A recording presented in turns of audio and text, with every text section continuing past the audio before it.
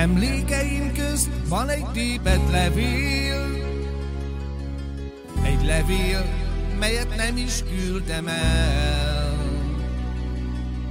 Féltékenység szülte e bolond szenvedélyt, de olvassuk csak el, hogy mit mond a levél. Mondd, miért szeretsz te mást, és én csak téged? Miért másnak örülsz úgy, ahogy én néked? Ha mellém sodor egyszer már az élet, én nem engedlek oly könnyen el.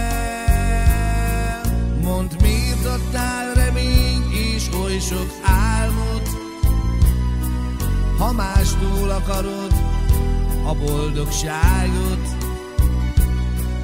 Mondd, miért fogadtad el szerelmes szívem, és hogyha elfogadtad, most miért dobtad el? Az első pillanatban megmondhattad volna, szólhattál volna, ne kezdjük el. De te lázba jöttél, s lágyan átkarolva, hozzám hajolva, hazudtad el, hogy nem szeretsz te más, enyém a szíved, s lásd, kis búcsú levél lett az ígéret. De én ezt a kis levelet most összetépem, ha így akartad, hát nekem sem fáj.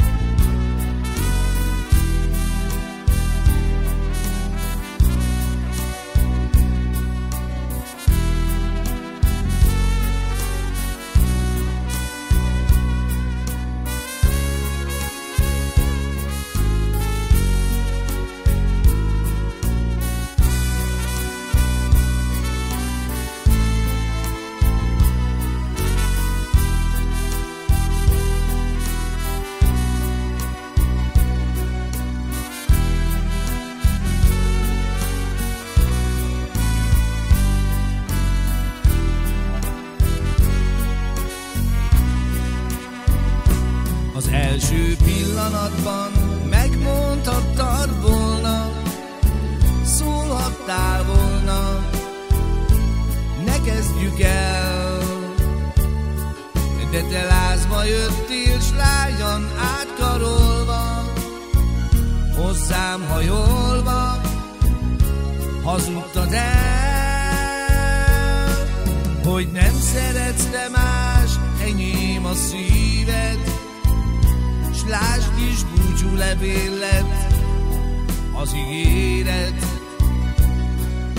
De én ezt a kis levelet most összetépem, ha így akartad, hát nekem sem fáj. De ha így akartad, hát nekem sem fáj. De ha így akartad, hát nekem sem fáj.